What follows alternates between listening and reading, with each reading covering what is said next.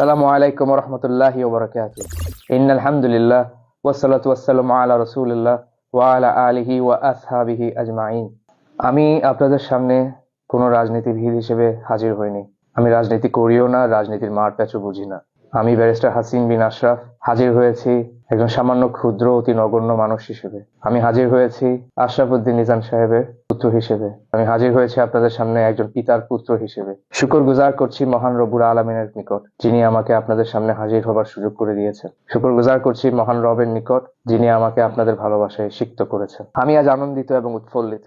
মহান রবের নিকট শুকরগুজার করছি যে তিনি আমার বাবা আশরাফুদ্দিন নিজামের পক্ষে আসমানি ফয়সালা করেছেন। তিনি আমার বাবা আশরাফুদ্দিন নিজাম সাহেবকে আপনাদের খেদমত করার সুযোগ করে দিয়েছেন।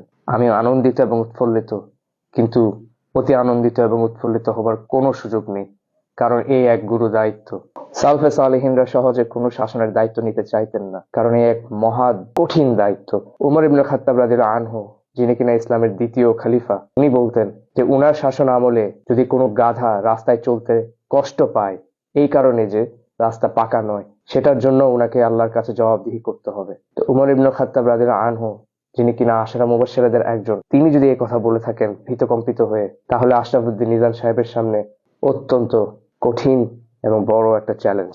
রাজত্বের মালিক আল্লাহ, ইজ্জতের মালিকও আল্লাহ। আল্লাহ স্বয়ং কোরআনে বলেছেন, কুলিল্লাহুম্মা মালিকাল মুলকি তু'তিল মুলকা মান তাশা ওয়া তানজিউল মুলকা মিম্মান তাশা ওয়া তুইজ্জু মান তাশা ওয়া তুযিল্লু মান তাশা বিয়াদিকাল খায়র ইন্নাকা আলা কুল্লি শাইইন কাদির। আল্লাহ রাজত্বের মালিক। আল্লাহ যাকে ইচ্ছা তাকেই রাজত্ব দেন, আবার সেই রাজত্ব কেড়ে নেন। যাকে ইচ্ছা তাকে সম্মানিত করেন, আবার চাইলে সে সম্মান কেড়ে নিতে পারেন। Everything that has a beginning has a end. একসময় বাবা থাকবে না, হয়তোবা এবারই হয়তোবা বাবার শেষ ইলেকশন হয়ে থাকতে পারে, কিংবা বড় জোর উনি 2032 সালে আরেকটা নির্বাচন করতে পারে। যখনই উনি রিটায়ারমেন্টে যাক, যখনই শেষ হোক না কেন আর এই অধ্যায়, সেটা যাতে উনি উনার শেষটা যাতে ইজ্জত সহকারে যাতে শেষ করতে পারে, উনার শেষটা যাতে সুন্দর হয়, সেটা আমিও দোয়া করি, আপনারাও দোয়া করুন। তাই আপনারা সকলে আমার বাবার জন্য দোয়া করবেন, যাতে আল্লাহ সুবহানাহু ওয়া তাআলা ওনার সামনের এই পথটাকে যাতে মসৃণ করে দেন, যাতে আল্লাহ সুবহানাহু ওয়া তাআলা ওনার সামনে যে চ্যালেঞ্জ সেটাকে যাতে সহজ করে দেয়। দোয়া করবেন যাতে আমার বাবা আশরাফুদ্দিন নিজাম সাহেব আপনাদের খেদমত করতে পারেন, এবং খেদমত করার ফলে আপনাদের যে খেদমত করবে সেগুলো যাতে ওনার আমলনামায় যোগ হয়, এবং তা যাতে ওনার আমলনামাকে ভারী করে, এবং সেগুলো নিয়ে যাতে বিচার দিবসে আল্লাহ সুবহানাহু ওয়া তাআলার সামনে হাজির হতে পারে, এবং আল্লাহর অশেষ রহমতে সেই ভালো কাজগুলোর দ্বারা সেই ভালো কাজগুলো যাতে ওনার জান্নাতের চাবিকাঠি যাতে হতে পারে, সেই দোয়াটা করবেন। দলের তৃণমূল এবং মাঠ পর্যায়ের কর্মী থেকে শুরু করে সকল সিনিয়র নেতৃবৃন্দদের উদ্দেশ্যে আমি এটাই বলবো যে আপনারা হচ্ছেন আমার বাবার প্রতিবিম্ব কিংবা প্রতিফলন। অতএব আমার আপনাদের প্রতি দৃঢ় বিশ্বাস যে আপনারা এমন কোনো কাজ করবেন না যার দ্বারা আশরাফুদ্দিন নিজাম সাহেবের ইজ্জত এবং সম্মান হানি হয়। আপনারা সকলে জানেন যে 20শে ডিসেম্বর 2025 সালে ওনার নমিনেশন কনফার্ম হয়। ওনার নমিনেশন কনফার্ম হওয়ার 10-15 দিন আগ পর্যন্ত আমি ওনার সাথে সার্বক্ষণিক ছিলাম। আপনারা জানেন না, আপনারা জানেন যে ওনার নমিনেশন নিয়ে একটা ছোটখাটো বলেন কিংবা বড়ই বলেন একটা প্রবলেম চলছিল, এবং সত্যি কথা বলতে আমি ওনার চোখ থেকে পানি পড়তে দেখেছি, এবং এমন কথা বলতে শুনেছি যে উনি বলেছেন যে আমার 43,000 নেতাকর্মীর কি হবে। অতএব আপনাদের কাছে আমি হাত জোড় করে বলছি যে আপনারা ওনার চোখের পানির দাম রেখেন।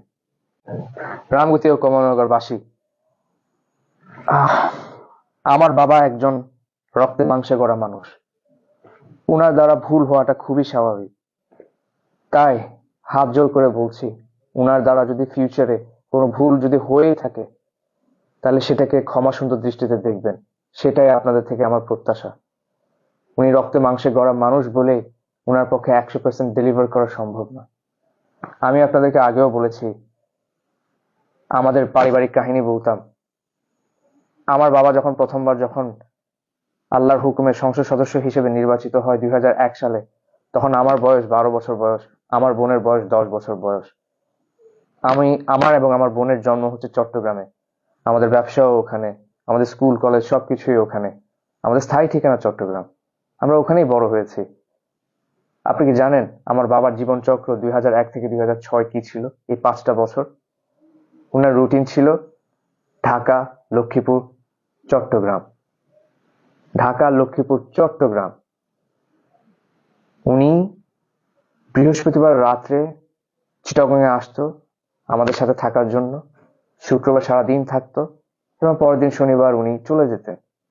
অতঃপর আমি এবং আমার বোন, 12 এবং 10 বছরের দুটো বাচ্চা, তাদের বাবাকে মাসে সর্বোচ্চ 6 থেকে 8 দিন দেখতাম।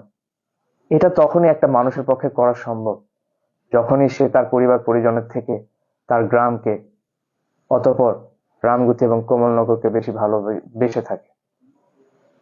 তো যেহেতু আমি রাজসাক্ষী হিসেবে বলতে পারি যে উনি রামগুতি এবং কমলনগরকে আমাদের পরিবার এবং পরিজনের থেকেও বেশি ভালোবেসেছেন, তাই এটুকু গ্যারান্টি দিতে পারবো যে উনি আপনাদের খেদমতে উনার সর্বোচ্চটাই উজাড় করে দিবেন ইনশাআল্লাহ।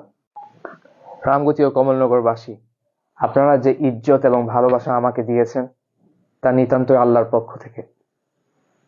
আপনারা যে ভালোবাসায় আমাকে সিক্ত করেছেন তার জন্য মহান রব্বুল আলামিনের নিকট শুকরগুজার করছি। রামগুতি ও কমলনগরবাসী, আপনারা যে ভালোবাসা এবং ইজ্জত আমাকে দিয়েছেন তা নিতান্তই আল্লাহর পক্ষ থেকে, তাই আল্লাহর দরবারে আমি শুকরগুজার করছি। আপনারা যে ভালোবাসা এবং ইজ্জত আমাকে দিয়েছেন, যে ভালোবাসায় আমাকে সিক্ত করেছেন, তা কিছুটা হলেও, কিছুটা না বলবো পুরোটাই এই উসিলায় যে আমি আপনাদের এমপি সাহেব আশরাফুদ্দিন নিজাম সাহেবের ছেলে, সেই উসিলাই আমি পেয়েছি। আমি দোয়া করি এবং আপনারাও দোয়া করবেন আমি যাতে ব্যারিস্টার হাসিন বিন আশরাফ ব্যক্তি পর্যায়ে আপনাদের ভালোবাসার পাত্র হতে পারি। আমি যাতে আপনাদের হৃদয়ে লক্ষ্মীপুরের লক্ষ্মী ছেলে হিসেবে থাকতে পারি। আমি আপনাদের অত্যন্ত ভালোবাসি এবং আমি ভয় পাচ্ছি, মাফ করবেন, আমি নিতান্তই ভয় পাচ্ছি যে হয়তোবা আমি আপনাদেরকে আমার পরিবার এবং পরিজনের থেকেও একসময় বেশি ভালোবেসে ফেলতে পারি, আমার সন্তানদের থেকেও বেশি ভালোবেসে ফেলতে পারি। আমি জেনুইনলি সেটা ভয় পাচ্ছি। কিন্তু আমার উপর, আমার ভালোবাসার উপর আমার সন্তান এবং আমার পরিবারের হক বেশি। তাই আপনারা দোয়া করবেন। আমি আবারও বলছি, মাফ করবেন, কিন্তু আপনারা দোয়া করবেন আমার পরিবার এবং আমার সন্তানের প্রতি আমার যে দায়িত্ব, সেটা যে ফরজ দায়িত্ব, সেটা যাতে আমি পরিপূর্ণভাবে আদায় করতে পারি। সেখানে যাতে আমার দ্বারা কোনো গাফেলতি যাতে না হয়, আমার দ্বারা যাতে তাদের হক যাতে নষ্ট না হয়। আপনারা আমার জন্য দোয়া করবেন। আপনারাও আমার দোয়ায় রইলেন। অনেক কিছু বলেছি, যদি ভালো কিছু বলে থাকি তা হচ্ছে নিতান্তই আল্লাহর পক্ষ থেকে, আর যদি ভুল কিছু বলে থাকি, আমি অধম বলেই তো আপনারা উত্তম, আর সেই মানবিক গুণে আমার ভুলগুলোকে আপনারা ক্ষমা সুন্দর দৃষ্টিতে দেখবেন। আমার কোনো কথায় আপনারা যদি কষ্ট পেয়ে থাকেন, আমি আবারও বলছি, ক্ষমা সুন্দর দৃষ্টিতে দেখবেন। আর বক্তব্য বাড়াতে চাই না, কথা বাড়াতে চাই না। আপনারা পরিশেষে আমার এবং আমার পরিবারের জন্য দোয়া করবেন, আমার বাবার জন্য দোয়া করবেন। অনেক কিছুই বলেছি, এটাও বলেছি যে বাবা আপনাদেরকে অনেক বেশি ভালোবাসেন আমাদের থেকে, আমাদের পরিবারের থেকে, আমার থেকেও বেশি ভালোবাসেন। তাই বাবার উদ্দেশ্যে এই মেসেজ, বাবা তুমি যতই আমার থেকে রামগতি কমলনগরবাসীকে বেশি ভালোবাসো না কেন, আমি তোমাকে অনেক ভালোবাসি। সত্যি আমি তোমাকে অনেক ভালোবাসি বাবা। পরিশেষে আপনারা সবাই আমার জন্য দোয়া করবেন। আল্লাহ আপনাদেরকে হেফাজত করুক। আল্লাহুম্মা সাল্লি ওয়া সাল্লিম আলা নাবিয়িনা মুহাম্মদ। সুবহানাকাল্লাহুম্মা ওয়া বিহামদিক, আস্তাগফিরুকা ওয়া আতুবু ইলাইক। ওয়াসসালামু আলাইকুম ওয়া রাহমাতুল্লাহি ওয়া বারাকাতুহু।